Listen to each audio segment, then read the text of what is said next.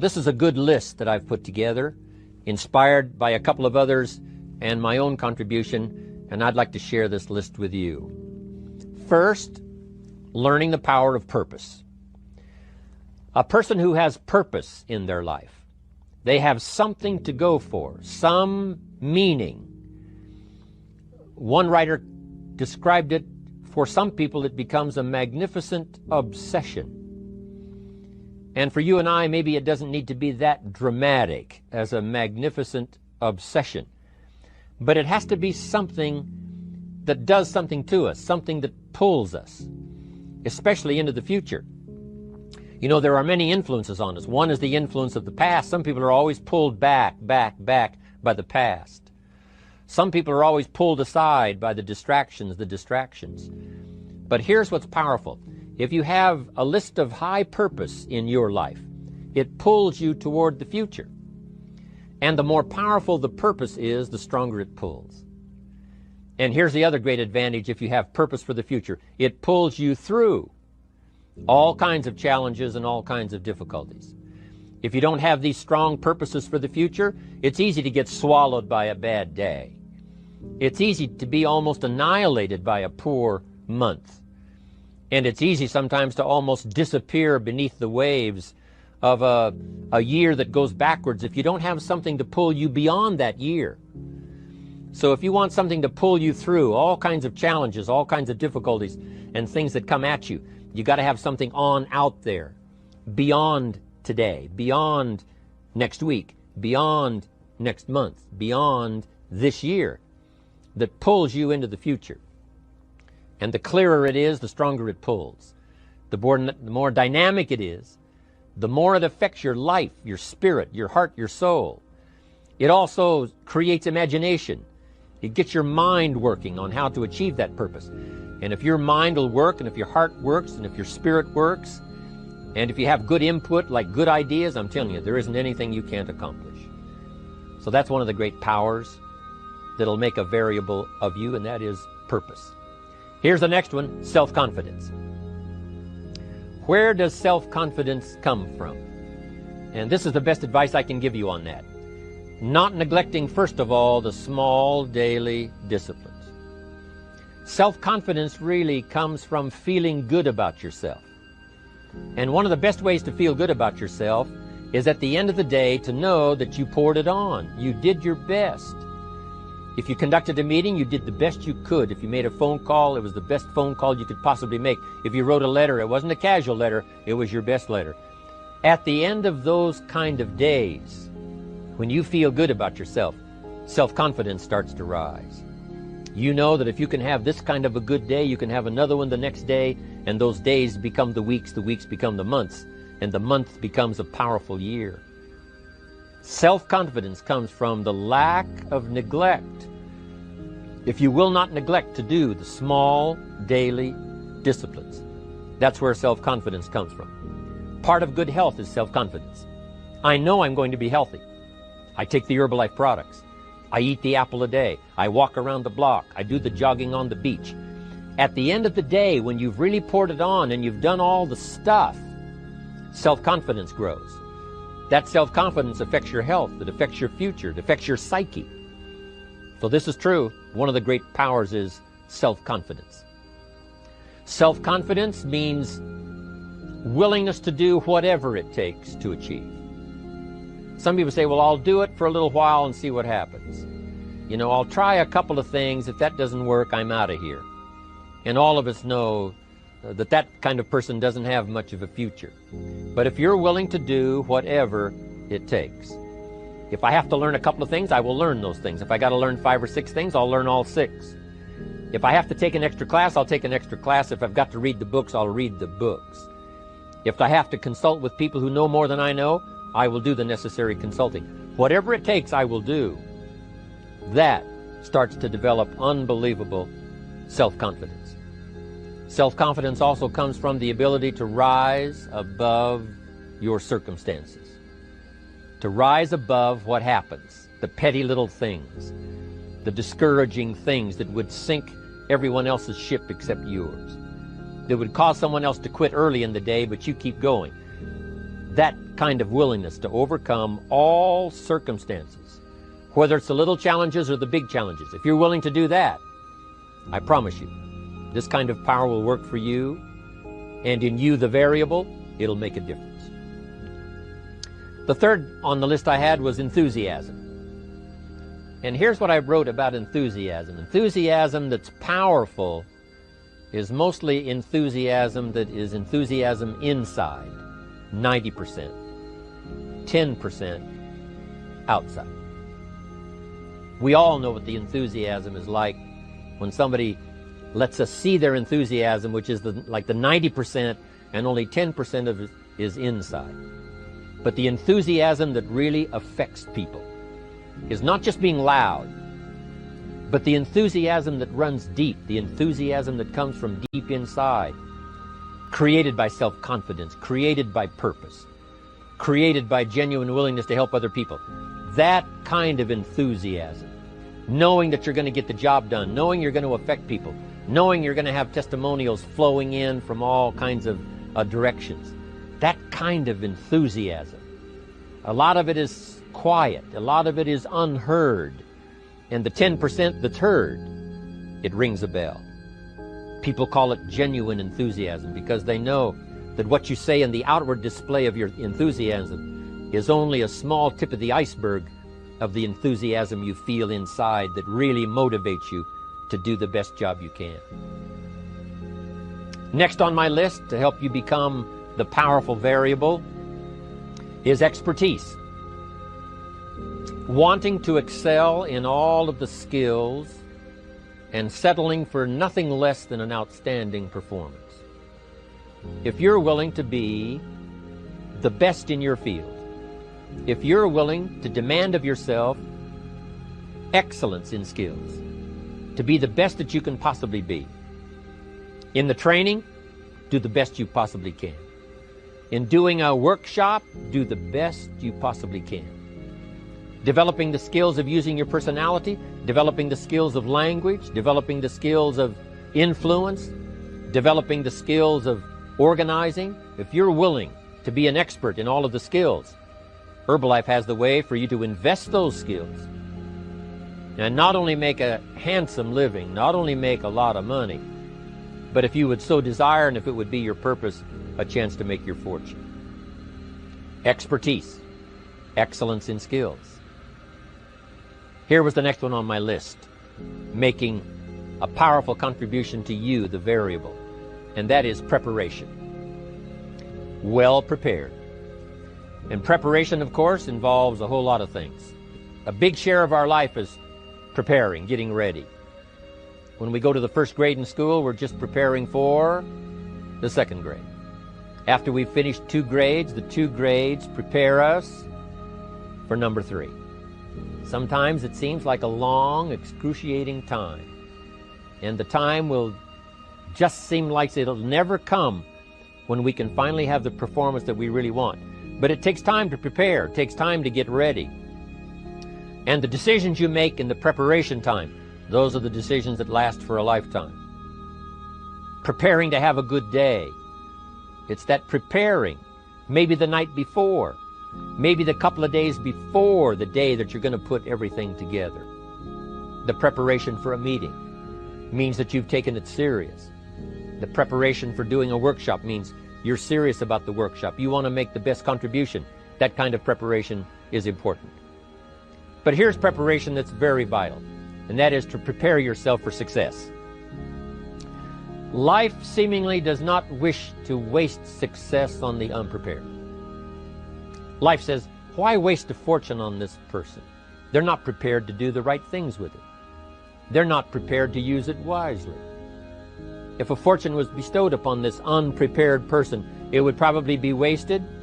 The people that could have been touched won't be touched. What could have been done won't be done because this fortune will have been wasted on the unprepared person. So not only look for fortune, not only look for the promise, but prepare yourself and ask of yourself, what can I do to make myself ready? Because remember, life was designed not to give us what we want, not to give us what we need, but life was designed to give us what we deserve. Every value in life must be paid for, and those that pay are the ones that get it. It says those that give receive. Someone says, I wish to receive, I wish to receive. You don't have to concentrate on receiving.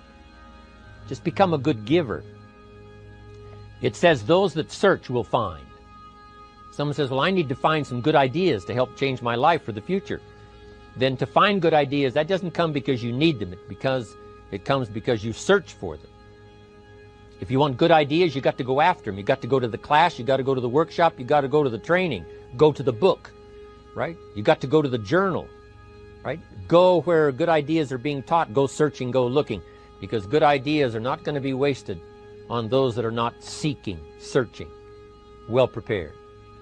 So, prepare yourself to be ready for fortune when it comes, to be ready for challenge when it comes, to be ready for opportunity when it comes.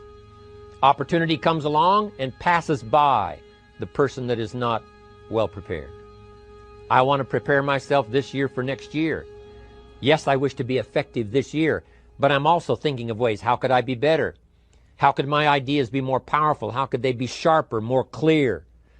How could I reach some people next year that I perhaps can't reach this year?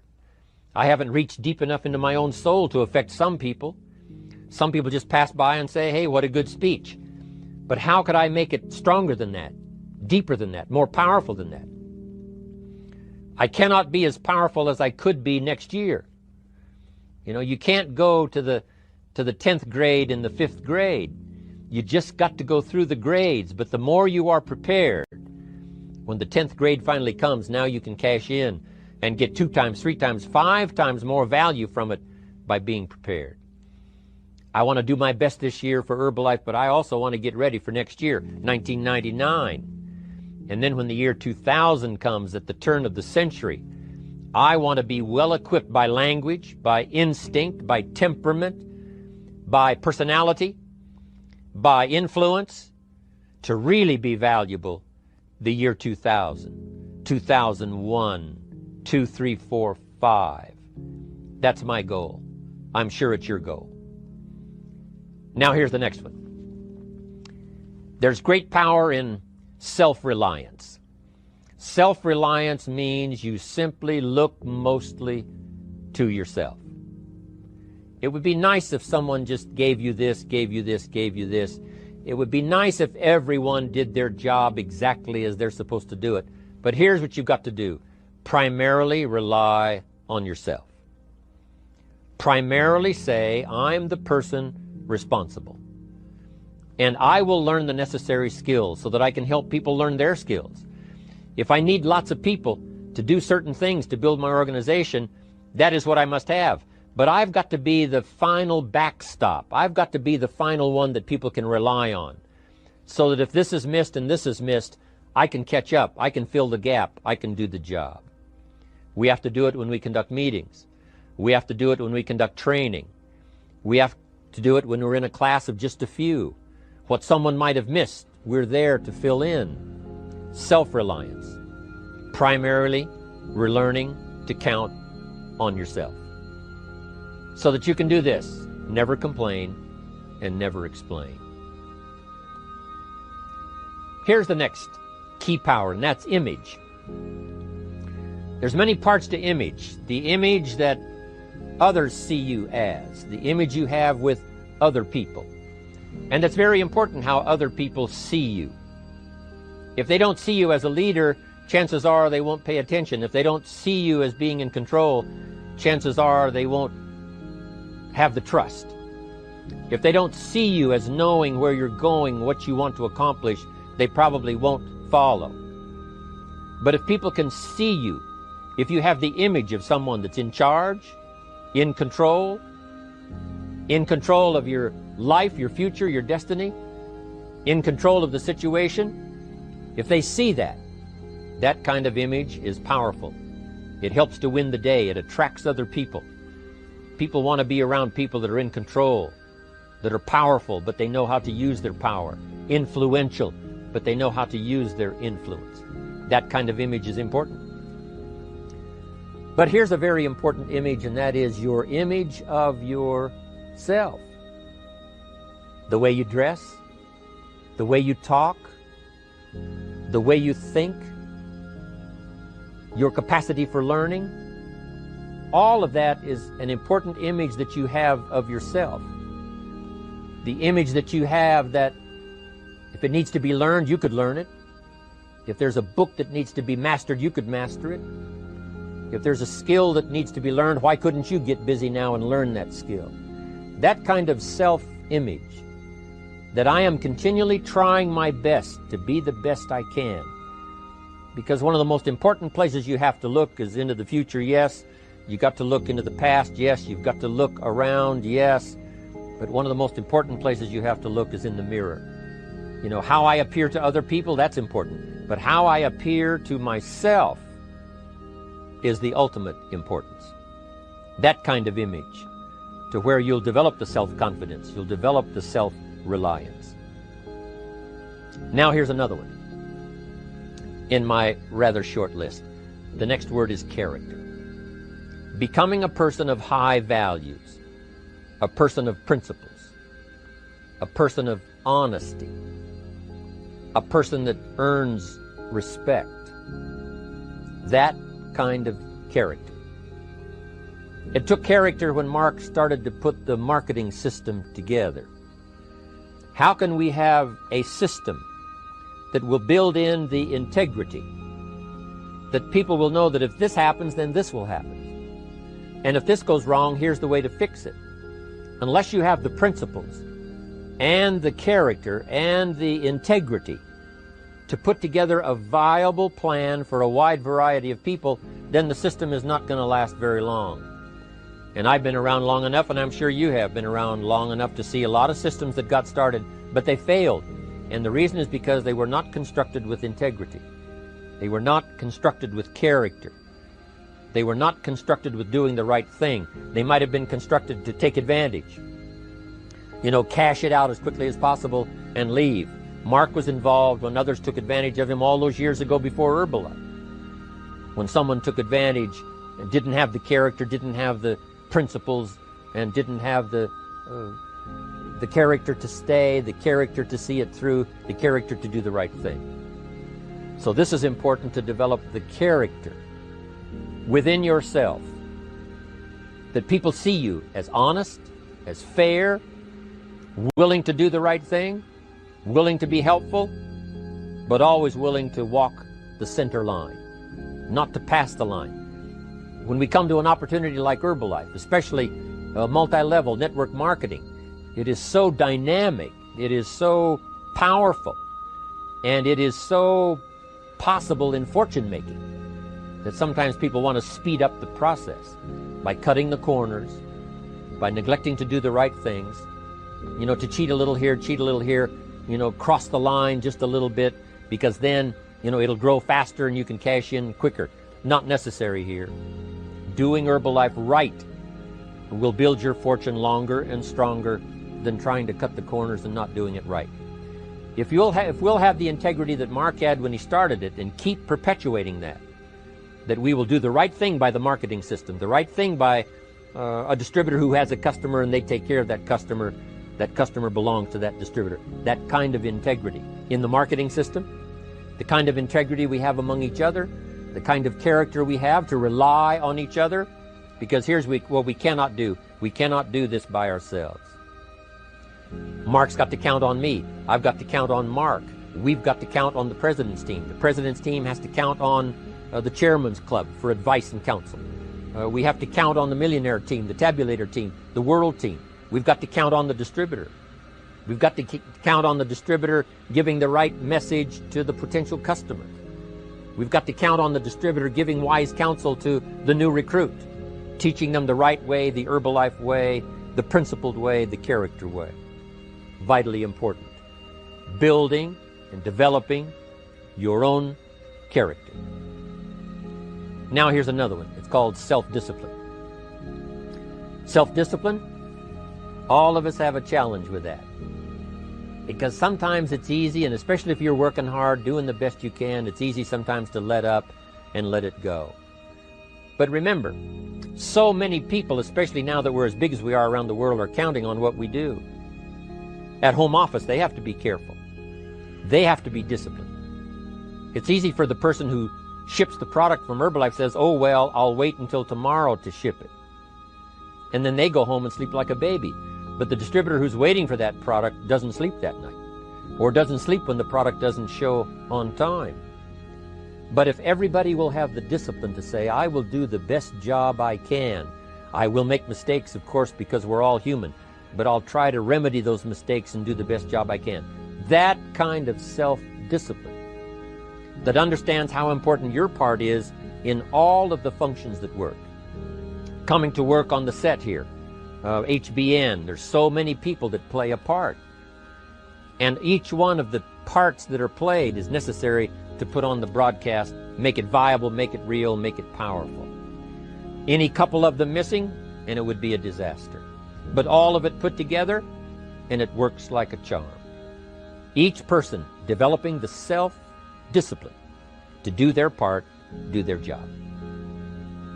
Here's one more, and that is the power of extraordinary performance and demanding of yourself excellent results. This is so important. If you want to live extraordinary, you must do extraordinary.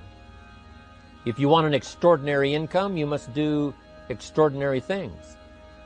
If you want an extraordinary fortune, you must go with the demands of what it takes to have that fortune. Mark has made such a fortune, it's almost beyond comprehension what the numbers really are. But guess what he has the satisfaction of knowing? He earned it all. If he'd have been lax in the performance, Herbalife would not be here these 18 years later.